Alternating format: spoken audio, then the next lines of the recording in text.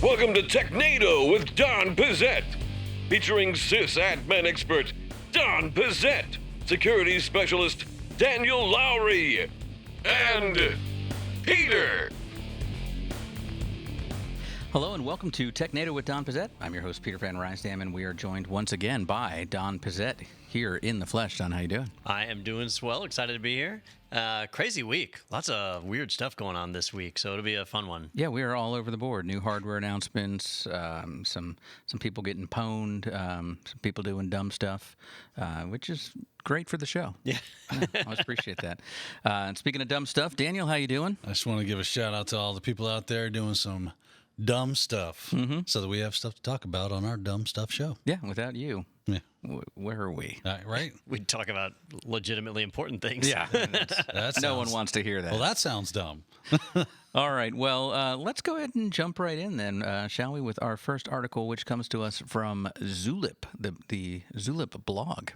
Why Slack's free plan change is causing an exodus.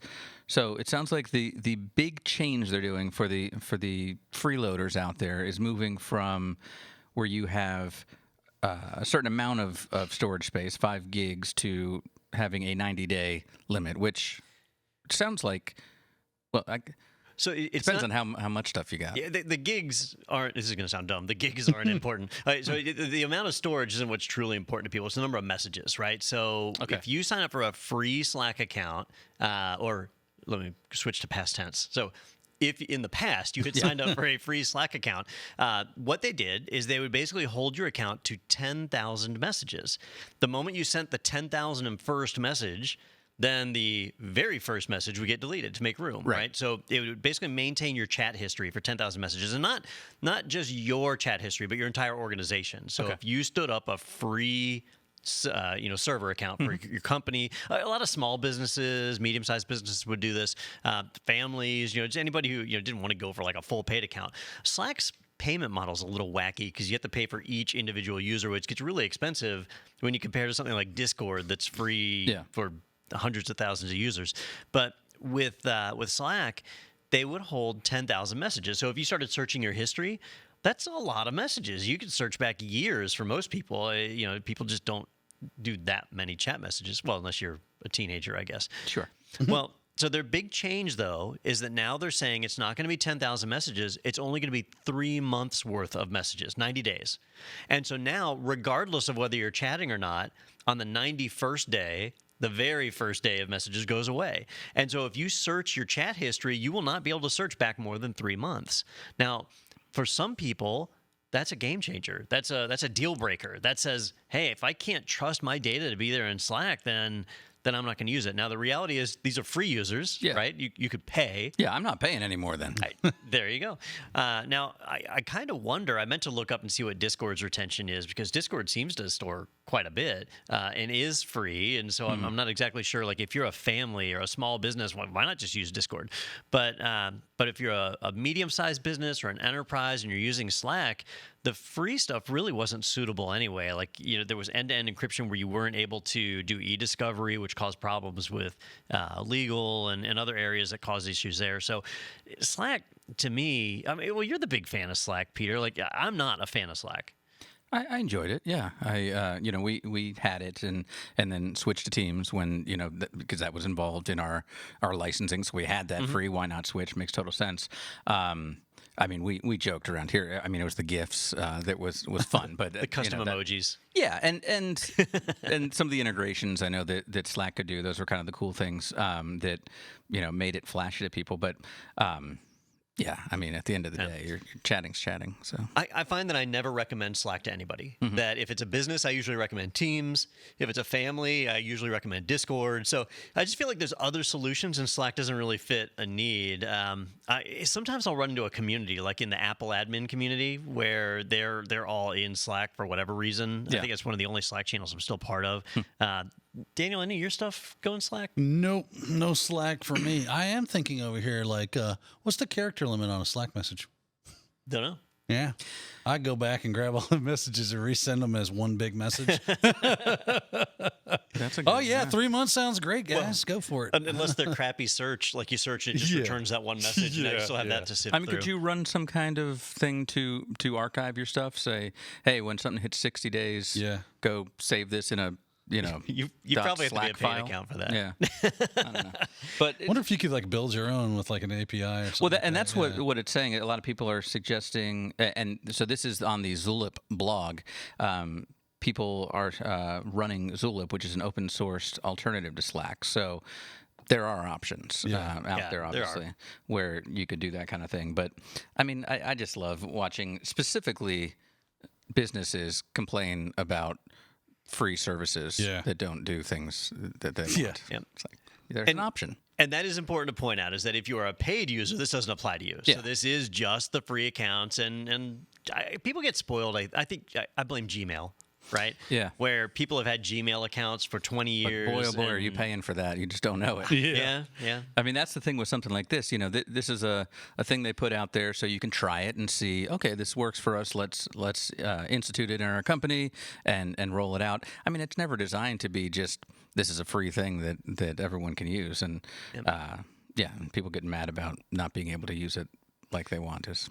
All right, so the message for our listeners: if you are actively using Slack for a small business or an environment where you expect to retain information for more than 90 days, you need to double check.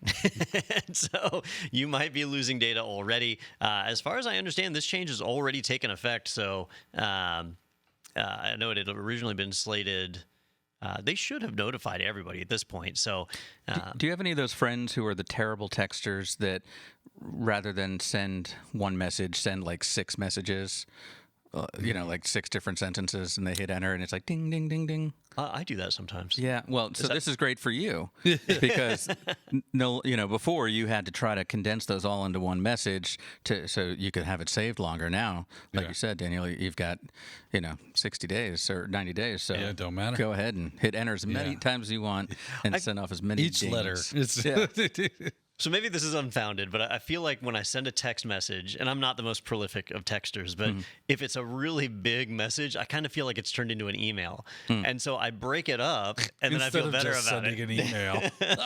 I don't know if you know this, Don. I get emailed on my phone. Oh, amazing. No, you just don't. Send me an email. Yes, you don't I get do. work? I don't get a work email to my phone. Which is fun when you're on a business trip trying to send people flight info and. He's like taking screenshots and texting them to me. Well, because we're at Black Hat, and we're like, just show them your QR code to get your badge. I don't have that here. Well, what do you want me to do about that? I can't help you. Fix it. Yeah. Then I hit him. I mean, because what did you say? If you put your email on your phone, Don can delete your phone from anywhere in the country? I can delete your phone. Yes. I can delete your Microsoft apps. I can't delete your phone. And your phone. You can delete your existence. Yeah. And it's not just me, it's the Daniel whole technology who? team. Yeah. Yeah. Nate could do it. Oh, yeah. Jason, whoever. Much more chance of Nate doing it. Nate's just getting vindictive. It's just Saturday night, like that son of a bitch. And here's a big FU to PVR. That's fair enough. Oh, no. There's no more work stuff on my phone. You see how good it is? No, you're right. See? You're right. I'm a leader here, man. I'm a thought leader. That's actually a big issue that's coming up because, like in France, companies can be penalized for emailing their employees after hours. Really? Wow. So, like, if you run a business in France, you've got to configure your mail servers to not deliver email after 5 p.m. Because otherwise, you get hit for like unpaid overtime. What kind of socialist hippie? It's a socialist thing because they said that it creates emotional distress. Employees would see these emails come in after hours and feel Why like do you they think had to I respond sent to it? them. I gotta do my DNA test again. I gotta be French. I've got to be French. That sounds like me. All right, well, let's move on to our next article from, as Don and I were talking about before the show, one of the sources we check every week for tech news, the Chatanoogan.com from the great people of Chattanooga and the Chattanooga Choo Choo up in Tennessee. This one is EPB launches America's first community-wide 25 gig internet service. And I believe EPB is the local utility there, it sounds like, or the local ISP for that area. But 25 gigs. I mean, we were talking last week, Don, when you weren't here, about how Google Fiber, used to be the gold standard, and that was gigabit. Now we're talking about 25 times that. Is this, first of all, why Chattanooga? I mean, that just kind of seems Why like... not? Yeah, why not? But what are they doing up there? They need all this power. So the EPB is the electric power board, so it is the primary utility there in Chattanooga. I've been to Chattanooga, but not in a long time. It's not exactly a destination place. Yeah, I've driven through it a couple times. Yeah, because it's up in the mountains as Yeah. you're like passing through to get to Tennessee or whatever. Exactly. But what they're doing here is they're heavily investing in infrastructure. They've been doing this for years. They were one of the first to roll out gigabit and then 10 gigabit and now 25 gigabit. So this is not the first time that Chattanooga has been on the radar.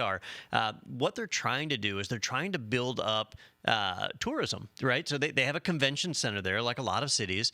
And if you've been to a convention in the last 10 years, you know that wireless is normally pretty iffy. When you get there, like you guys probably ran into this at RSA. So they've got access points all over the place. They've got a Wi-Fi network that you're allowed to use, but when you get on it, it's so slow. You couldn't possibly do a FaceTime call or any kind of video conference or anything on it because it's just not reliable. There's too many people. You have thousands upon thousands of people there. Well, with 25 gigabit up and down internet, so symmetric That was the internet, impressive part. Yeah, symmetric. by having that run into a business or a convention center like that, you could have thousands of people where each one is getting 40 to 50 megabit, which is more than enough for carrying on a video call, and having a good experience without oversaturating the line. So really impressive. And this really is a function of tourism, business, industry, so it's kind of like a chamber of commerce type thing. They want to bring businesses there. They want you to come to their conference center. And I'm not certain, so I'm going to just make this up, but I'm pretty certain that it's cheaper to have a conference in Chattanooga than it is in San Francisco. I would imagine. And that'd be fun. A new place. I mean, it's pretty. It's beautiful. It is very nice, yes. But so this is something that would be available to individuals as well. But Don, as you were telling me, offline beforehand, not really practical because unless you're running some kind of, specialized setup, you don't have the equipment that's going to allow this. If you go to Best Buy, the fastest WAN connection you're going to find on a router right now is 2.5 gig, and there's very few that do 2.5 gig. You just got to buy a bunch of them. By 10 of them, puts it all together. I guess you could possibly do that, but eventually we'll see where consumer-grade electronics will get to that point. But anywhere where you need high density, and so you're going to see municipal Wi-Fi will eat up a lot of this. That's where this will become popular. Very cool.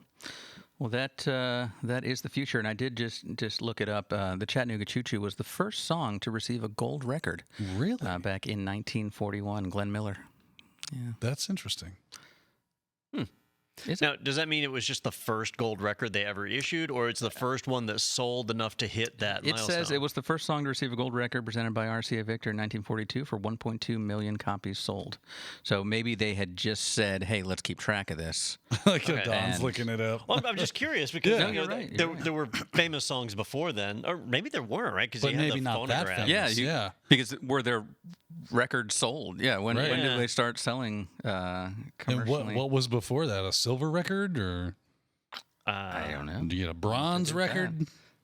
I have to wonder. So this is why we need Sophie here, 'cause she could be like in the corner researching. The Depression era, was it like a tin record? It was dust. Yeah. Here's a dirt record. The problem is, records were made of corn then, and so people just ate them. So I'm really curious. So, all right, there were record shops, head shops, and things in the 60s and 70s. You go into, you buy records, 8 tracks, and all that. Before records, it was the phonograph, right? That was the cylinders, right? Like those wax cylinders. But I don't think you could go into a store and they had a bunch of phonographs. No, Here's make your own. Yeah. No, I think some of them were. The first silver disc was awarded by Regals to George Formby in December 1937 for sales of 100,000. So 100,000 is a silver, and then $1 million. That was for the song of "The Window Cleaner." That's probably just music of a guy cleaning a window. I don't know that one. Yeah, it's no Chattanooga Choo Choo. I'll tell you that. No, it's not. Bad. But now you'll be able to stream Chattanooga Choo Choo at a much higher clip in the Chattanooga area. So. All right, we should do a cover of it. Oh yeah. You'll be able to torrent it twice as fast. Stole it just like that. I don't know. Is that out of copyright? When is Glenn Miller doesn't need the money anymore? Yeah, reached All right. public domain. Exactly. All right, let's take a look at our next article, which is from Gizmodo.com. AMD's Zen 4 Ryzen 7000 chips are the world's fastest and coming in September. And so what's interesting to me about this, I want to ask, is it said this could be the fastest gaming chip. So why are we saying could be the fastest gaming chip? Like, is there a different scale we use to judge a gaming chip versus a chip you'd put in the server or something like that? Well, the landscape has kind of changed a lot. And so you have things like Apple with their M1 and M2 processors, which are faster for certain types of activities, maybe not necessarily gaming. You have AI-focused chips now. So, again, might be faster, but for a specific use case. Okay. The AMD ones, they're still general purpose. AMD does have a couple of things that are accelerations for games or whatever, but just in general, these are really, really fast. They've been promoting this pretty heavily. The Zen 4 is a big deal. Intel has had a lot of problems this last year. They completely hosed their 5 nanometer process. They didn't even start the 3 nanometer. So Intel is behind. And AMD is trying to basically surge past the chip shortage and get out something really impressive. And so if AMD is going to solidify themselves as being a market leader, this is the time to do it. And so they're putting their best foot forward with the new Ryzen 5s. And some of these are pretty impressive. The Ryzen 9, which is the high-end one that's coming out. So they're doing a new Ryzen 5, 7, and 9. So just like Intel, you've got the i5, the i7, the i9. Here you've got the Ryzen 5, 7, and 9. The Ryzen 9 7900 is 4.7 gigahertz base clock, right? Which is pretty darn fast. Can boost up to 5.6 gigahertz, which is really fast, and it has 12 cores. Whoa! Now they have the higher end one that has 16 cores. So that's a lot of cores. You can get a lot done with that. That sounds impressive, Don. Tell me more of this chip. It wouldn't be cheap, would it, though? Oh, sure. Because if you tell me this isn't affordable, I'm going to go buy a new laptop. Well, so it's been a while since you built a computer, right? Oh, a hot minute, yeah. Do you remember, like, what processor was in the one you built last? So it wasn't AMD. Dude, it was like 2002. It's a long time ago. Yeah. We'd have to correct for inflation. One core. Yeah, it was one core. That's right. Wow. All right. But it was probably like a 1.7 gigahertz or something like that, 1.8. So I bought an i9 a couple of years ago when I built out my computer at home, and it's the one who's the box. Yeah, you got the box around here somewhere. And at the time, I think I paid $400 or $450 for it. For an i9, so it was supposed to be like the best top of the line. Yeah. Right. So the best one here, the one with 16 cores that I mentioned, its retail is basically $700. Pretty steep. But if you go down to like the 12-core model, which is closer to like what mine is, $550. Okay. So not outrageous. Not insane. Yeah. Right. Yeah. So, I mean, you're buying a high-end chip. Right. You can expect to pay some money. You throw a mid-grade video card in there, you're probably building a computer for about $2,000. Go with higher card. Man, I was like, we moved not too long ago, right? About, I don't know, I guess coming up on a year now. But when we were looking at houses, we went to this one house. It was beautiful. And they had TVs on every wall in the house. And I'm like, the family that lived there was there. And I'm like, what do you do? He's like, I build gaming rigs. I'm like, I am in the wrong business. My name is Frank Alienware. Yes. It's Frank Alienware. But yeah, he had these high-end PCs everywhere. And I'm like, this is kind of awesome. He's like, yeah, all we do is game all day long. And then I build these for customers. We play them for a long time. And then I ship them. Yeah, you got to test it? Yeah, I got to test it. I'm like, you have cracked the code, sir. Yeah, you have one life. Yes, you did. Good for you. Now, that guy needs the 25 gig internet. Oh, right. Well, that was one of the things it said in that article, too. It would be cool they could have esports. Like a hub and you could have yeah. pretty impressive tournaments. That would be a things. good idea. Yeah, put that together with one of these chips. But we're talking. So the headline here, we're talking about the Zen 4 being the world's fastest. But you're saying that we're talking about up to Zen 9. So is the 9 better, or is that just different?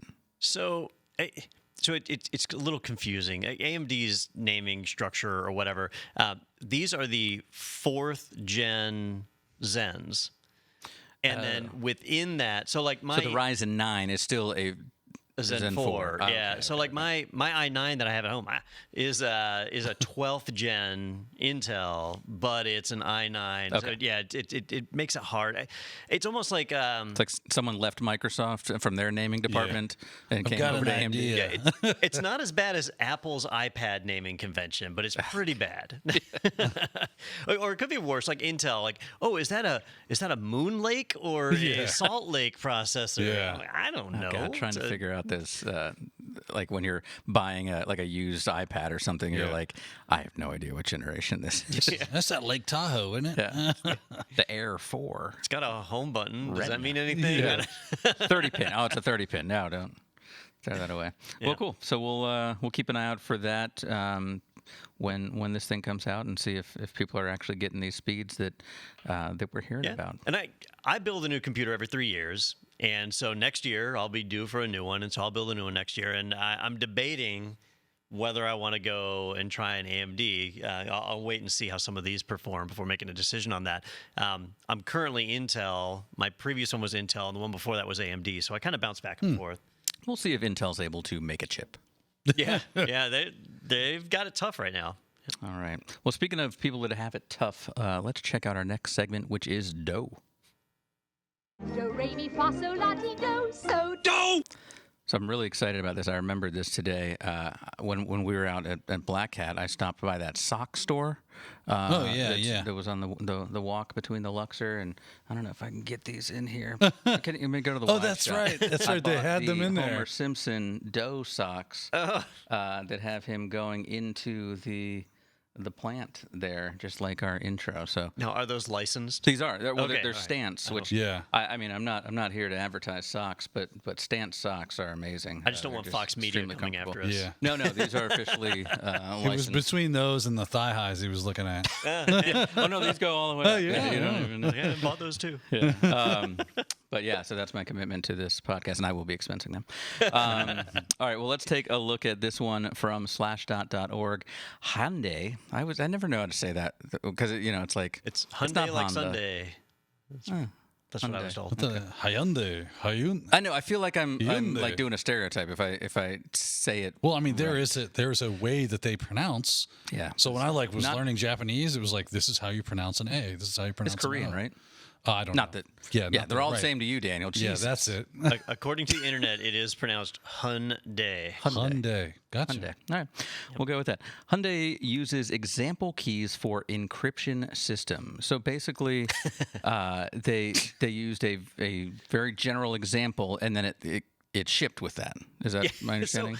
So, let's make sure we understand the context here, right? So when you have a startup company that's brand new, that's just learning the ropes, like Hyundai. I think I've mentioned this before to you, Daniel, is that there's a lot of manufacturers out there that are creating low-cost IoT devices. Yep. Or in Like this cars. case, Like cars. cars are basically IoT. I mean, is that Yeah. not true? A lot of them nowadays, yeah. And so, they are, like Hyundai is trying to keep their cost as low as possible. They are designed to be the cheapest cars. If you want to buy a brand new car, Hyundai is designed to be the cheapest. So cut the security team. And so when they go in and develop software, I've often wondered, like, how good are these guys at securing the infrastructure? So I've been fiddling with this for a hot minute now and messing in I have found certificates and passwords and all sorts of cool stuff lurking inside of IoT devices. But there's also like what they will do is they will include like OpenSSL, right? And then at boot time, it will generate a new set of keys. So whatever you get, you would have to steal those keys, and that would have to be, as soon as you rebooted the thing, it would generate a new set of keys and use those for its purposes. So there's weird things that they do to try to help with that and still keep the footprint small and, embedded devices, have very limited capabilities as far as like storage and processing power. So Yeah. There was a router a couple of years ago, and I don't remember what company it was. If it was TP-Link or somebody like that, where they basically put a private key on it at the factory, and so they shipped thousands of this router all with the same private key. I think it was either TP-Link or Netgear. I think it was one of the two. One of them. Yeah. So, those mistakes, they've happened. They've been in the news. They're public. You'd think people would learn. But in this case, a security researcher was looking at some of the software that was in I think it was a infotainment center in what was it? Something in the Hyundai system. But basically, he took a part of the AES 128 key that was in there and just Google searched for it and turned up an example of RSA encryption and decryption example with OpenSSL in C that was found on heyageek.com. and basically they just cut and paste the sample key and used it instead of generating a new key. Do you think that this was an issue of, hey, this is a placeholder, look, grab a key and we'll put it in here while we're building this, and then, okay, everything works, let's go in and put in the real key, and they forgot that step? It's not that difficult to generate a key. It's not. I think this is more likely the case of they just took up people with minimal budget and said, look, do what you got to do. We need this feature. Right. And it almost seems like they got people that had really no idea what they were doing and said, build the thing. And somebody lied. Somebody Googled. Right. And they Googled how to do that. How to make it And they encryption. copy, pasted, pop, bang. Oh, it works. Great. Ship it. So I always run into this with SQL queries Yeah. or SQL, where, if I'm trying to figure out how to get some information out of a database with an SQL query, I might Google it and find 5 different ways to do it. Yeah. Right? All 5 work, so I could pick any one of them, right? But each one is different. One might be more efficient Right. than another. One might be more secure than another. And so you have to use your knowledge. How well do you know the system to understand which of those 5 is actually the best for your scenario? But in this case, I think these people just didn't know. Right. And so they probably Googled, found the first example, copied and worked. pasted, it worked, done. Like, RSA encryption, yeah, that's a good and one. had Yeah, let's no do that. idea that key was something that Like could be, as soon as it was public, it ceased to be private. Almost that defeating the whole Yeah. purpose Right, yeah. of the encryption. Well, if you're listening right now from your Hyundai, go ahead and pull over and call an Uber because Daniel is already hacked in. Oh, yeah. And he's not just changing the radio. He's a bad dude. I'm unlocking doors. Yeah. so Disabling brakes. so Daniel, Stupid airbags. some of these devices are like intentionally obfuscated where you can't see into them, right? Yeah. So how do you know, like if I go and buy a Blu-ray player from Best Buy, Okay. and it connects to my Wi-Fi at home, as a user, is there any way we can see it? There's crap like this going on in the background, or are we really beholden, like waiting for some security researcher to attack the device? So there's a couple of things you can do. Obviously, you would start doing the same things that a security researcher would do, right? Okay, it is talking. How is it talking? Let me monitor that talk and see if I can see what that is. And of course, you're going to go down a bunch of Google rabbit holes and say, oh, that's this, and that's how this works. And you're going to learn about those technologies. Then you can crack the dang thing open and start to see, okay, what is this chip? What is that chip? Is that what you were doing today with the Yes. knife and Don's Roku? Yes. That's exactly what I was like. You back there like, are you what is whittling this? Did you whittle a Roku? Yeah. No. I was like, yes, and back in my day, these here Rokus didn't come in little sticks like this. That's why we can't have nice things. Daniel's Daniel got takes big it apart. blades. Yeah. Yeah. Where's the Roku? Why is Daniel walking around with a foam trucker hat and a knife out? Because it's Tuesday. Yeah. Yeah. On Thursdays, it's bib overalls. All right. Well, yeah, that one's kind of a mess and a black eye. I mean, is this something that they can like push out an update, or is this like a recall kind of thing where they would have to change the firmware because that's most likely in the firmware. which you can or So can't you do can over the air? update over the air. Depends on how it talks. Depends if on it how it's has set up. wireless capabilities to receive files, you might be able to do it. A lot of times it does it through a protocol like FTP. This might be next time you're in for your oil change.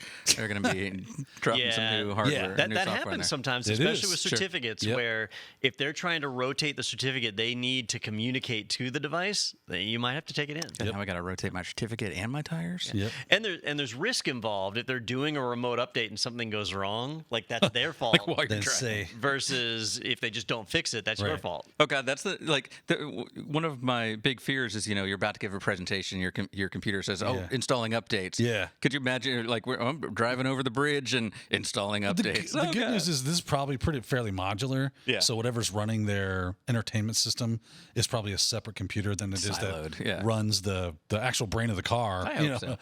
Yeah. But they still might communicate though. So hacking into that entertainment system might then allow you access into the car.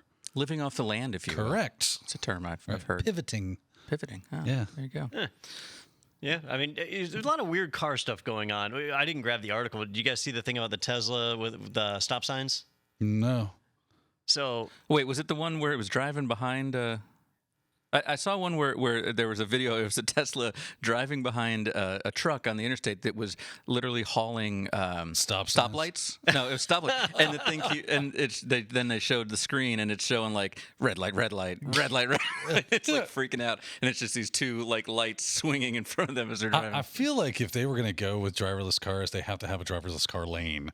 Yeah. Right? Like, you can't put these cars on the road with people. With idiots. It has to be a very controlled environment for them. What was the stop sign one? So apparently in this one area, they had stop signs that are larger than normal. And so, stop signs are a fairly standard size, but they were larger. And so when the car's camera would see it, because it was larger, they thought they were closer, and they would stop early. And so the Teslas were stopping like way. And then they get to the intersection and just roll through. That's funny. I had a friend, a little off topic, convinced me when I just started driving that the stop signs with a white border meant you could yield, like you could roll through them. And I don't know, I guess in my hometown there were white ones and there were ones with just red, and it was for the longest time where somebody was like, that's not a thing. Are you sure? Because I thought, no, okay. Yeah. I've been lied to.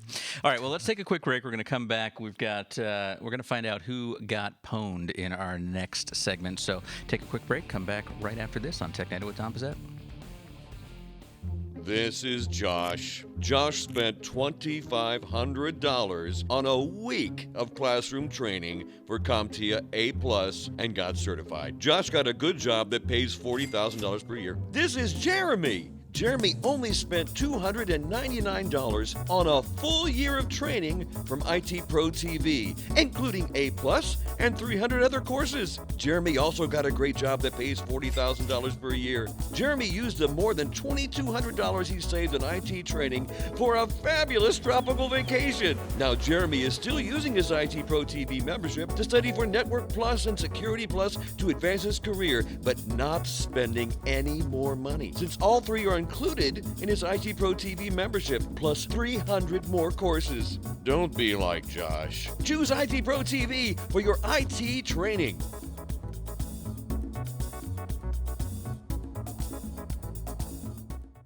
So you've tried online IT training, but it's boring, out of date, and pricey. Well, IT Pro TV is always engaging, always fresh, and plans start at just $29 a month. It's online IT training that doesn't suck. Start today at itpro.tv. All right, welcome back to Technado with Don Pizzette, and as promised, we're going to wrap up the show with a couple of situations where people have been pwned in our segment. Who got pwned? Looks like you're about to get pwned. Fatality. Yeah! I have no socks for this one, but my underwear is. No, okay. That'd be a good pair of socks. The Who Got Pwned guy. Yeah. All right, well, let's take a look at the first one here, which comes to us from TheVerge.com. Plex breach exposes usernames, emails, and encrypted passwords of Dons. So change your password now. I mean, Don is like the spokesperson, I think, for Plex, at least. I think you sent me an email, didn't you? You sent me a text or something. Oh, letting him know. Letting me know. Hey, change your password. You're setting it, Yeah. So, this wasn't the biggest breach in the planet, and it didn't contain financial information, so not all that significant. But we do talk about Plex on the show from time to time, so I thought we should highlight it here. Plex did have a breach. Unauthorized outside threat actors gained access to one of their databases. So basically, we had to treat it at this point as everybody who is a Plex user. Their username has been accessed. Their hashed and secured password has been accessed. So that they don't have your password, but they do have the hash. And so basically, it's a full. What can you do with that? Well, like, because I was curious about that. I said, oh no, but it was hashed properly and stuff. What does that mean? That we know the length, or we know? Well, so it depends, because they always do this annoying thing where they say it's hashed and secured according to best practices. Well, you know what? Tell me which best practices you were following. Because did you use Hyundai's? Hyundai's? They're all MD5 hashes. Yeah. Because Daniel, if I gave you a file full of MD5 hash passwords, you could do something with that. Oh yeah, I'm gonna come away with a bunch of passwords. That's for sure. And especially depending on, like, people make bad passwords. They use easily cracked or already cracked passwords. So you get a good Word file or some some rainbow tables or something like that. And it's, you just let the machine go to work and you come back the next day and you go, let's see what we got here. Yeah. And you got a handful of passwords. And what's cool about, like, you say, what can I do with that? Yeah. So let's say let's say I just got the passwords. I don't even know usernames and stuff like that. So I'm not going to try to log in with it, but I do now can kind of run analytics against passwords and see what people are using, what kind of trends and passwords are pervasive in a large password data dump. So, I've noticed that people are now using, service and, then the, time of the year it is. So it's Google summer 2022, because they know doing summer 2022 is bad practice. You're not supposed to do that. Well, now I know that I'm logging into Google, so I'll just add Google to that. And I see that as a trend. A lot of people are doing that. Smart. I should do that. Right. Write that down. Yeah, I know something about a password or two. Yeah. But that's what they do. And now they can understand I need to modify my password cracking rigs so that they will include heuristics that do that. So if I'm starting to do pure brute force or some sort of hybrid password crack, I'll start going, okay, let me add service names as a part of those hybrid calls. So I'm going to not just do password 12345, but I'm going to do Google password 12345 and Yahoo password 12345. Or Plex in this case. Exactly. So do we know how this occurred? I mean, I know that they say we saw some suspicious activity, but do they know, was this a phishing attack originally, anything like that? Yeah. They haven't released any details yet. I don't know if we will. They're a pretty small company, so they probably won't release any details. They're not publicly held or anything, so we'll probably never hear that. But likely it's a developer account being compromised. That's pretty common these days. But now, Daniel, I asked you, if this was hashed with MD5, there's rainbow tables. Things. You can pop that pretty easy. Hammer down. But what if it's like super secure, right? So it's SHA-256. Let's just say they've laid it on. It's fully secured. If I give you that, there's probably not much you can do with that today, right? Right. I would have to feed that into the machine and let the machine work on it for a while, and then hopefully your password wasn't great, and therefore it's going to run either into collisions, or that I hit the right hash. Yeah. But I would need a dedicated rig for that, something with some horsepower, a couple of GPUs running through them and whatnot, so to speed up that process. That would be the methodology. But the risk is if an attacker just holds onto that database and waits 2 or 3 years, right? And maybe some new pop comes out where you're able to pop open SHA-256, get at that data, and now they have your password from 3 years ago. Now, you might not care about that, but people do password reuse, right? And so now you end up on the have I been pwned. So now it goes from Plex password 123 or 2022 to Plex password 2025. Yeah. So they did good notification. They emailed people. I think it was less than 24 hours after the breach was detected, which is pretty uncommon. And they did suggest for everybody to reset their password, which I did. Which meant I had to re-log in on my Roku. I did as well. Yeah. Things. Yeah, freaking nightmare. But so I did a scan the first time I read this. I'll be honest. And looking back, I missed this line. So there's no mention of access to private media libraries, which may or may not include pirated content, private nudes, and other sensitive content. And you're safe, Peter. I'm now thinking I did not realize how people were using Plex. And I really need to spend more time in the app. I don't think it works like that, Peter. Okay. So we don't think that this was the... you could upload your own. I don't think this was Sony coming in to try to get their movies back from Don. No. Okay. So, it's funny, this breach happened, and I had a couple of people reach out to me, not concerned about the breach, but it was like it triggered a memory in them to say, oh, hey, Don, can I get access to your server? Nice. Yes, you can. Just go on the dark web now. And if an attacker got access to mine, they would be greeted by basically 50% children's films and 50% 80s and 90s action all films. the Hotel Transylvania. So you're a pretty popular guy then. Wow. All right. Well, let's take a look at someone else that got pwned as well, and a little higher profile in this one, as we mentioned. This one's from arstechnica.com. The number of companies caught up in recent hacks keeps growing, and this one rates back to something that I think we covered on the show. That was the Twilio hack Yes. a couple weeks ago. So is this a situation where by hacking Twilio that they were able to use what they gained there to hack others, or is this are they just using the same method that they used? It's really starting to look like that is the case. That we had the Okta breach Yeah. a couple of weeks ago. Okta, like the most secure company on the planet, that's not a military organization. For them to have a breach, that is a big deal, and a big part of how the attackers were able to get in to there was via the Twilio breach. Twilio, they have a few different products in their portfolio. A lot of it is voice over IP, though.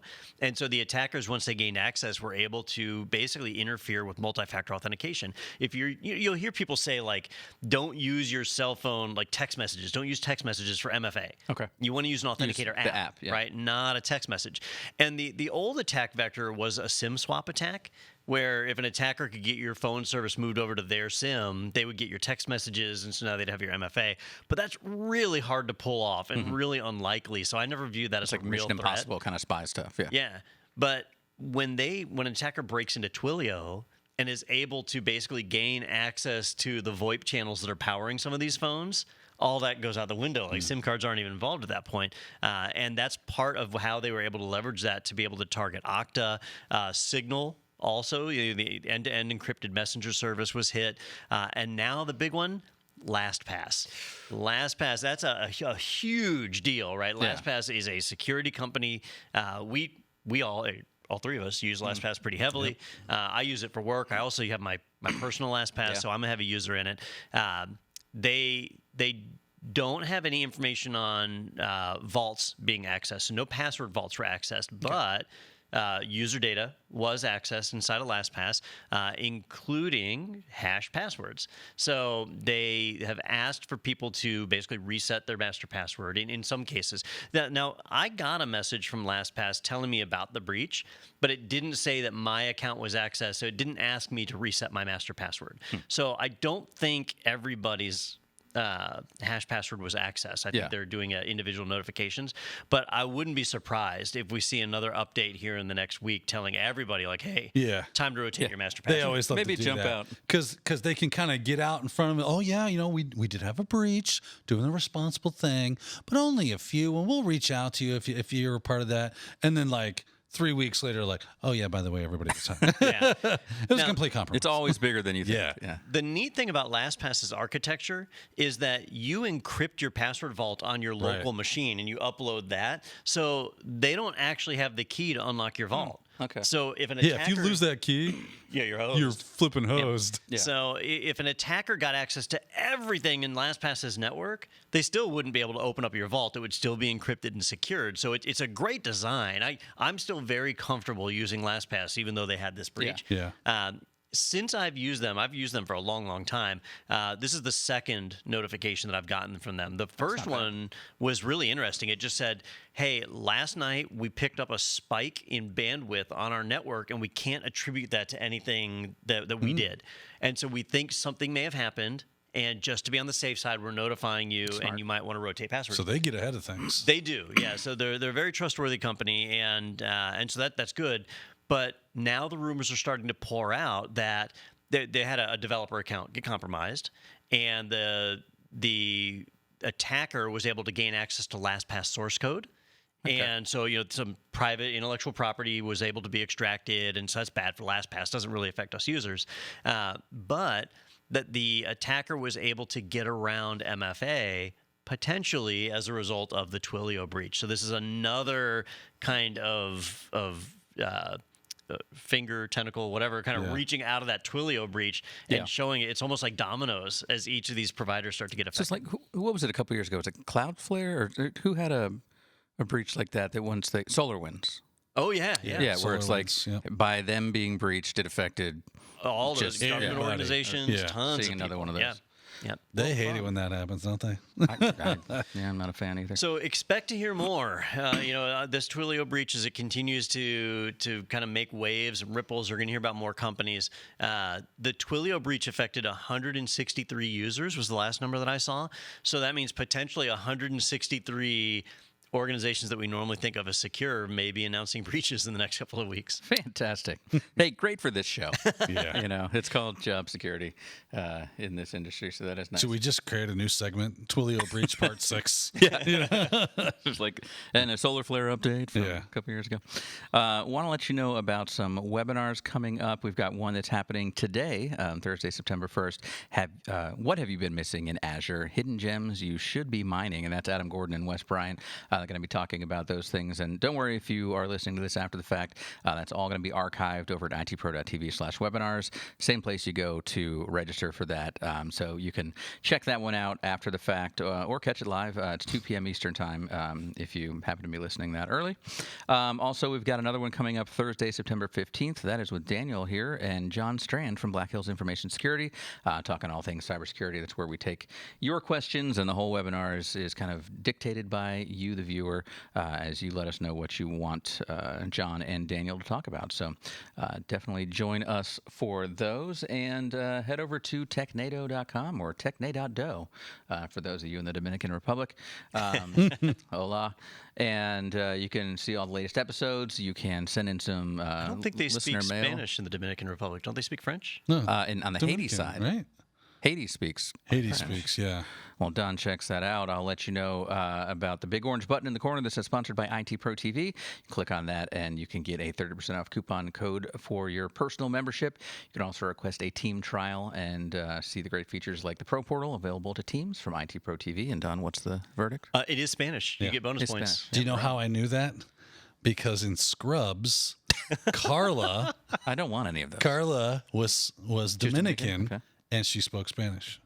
I believe I mostly know that from baseball because there's so many Dominican players and they're all none They're of them all are speaking French. Spanish-speaking, Yeah, yeah. that I've seen. But yeah, Haiti's French speaking. It's the same island, right? What's it called? Hispaniola? The collective island of Haiti and. I don't know. I do not know. Okay, hold on. I didn't know it had a name. Island of Haiti. And Dominican Today I Republic learned. Yeah. is called Hispaniola. The anticipation. Hispaniola. Really? That's interesting. Hispaniola. About that. All right, we'll have to learn about the history of that Yeah. after the podcast. Lovely. Yeah, we'll learn about that. We're going to learn about the Chattanooga Choo No time like now, Don. Yeah, tune in for the after show where we dig into Chattanooga Choo Choo and Hispaniola, the great parts of this show. Again, I think that's what Sophie could help this show Yeah. with, is having random facts spewed from the corner. She could Like, be our can you Robin research Givens." that? While Yeah. yeah, that'd be perfect. All right, well, thank you all for joining us. Good to have you back in studio, Don. And again, change those passwords out there. And we'll see you next week right here on Technado with Don Pizzette.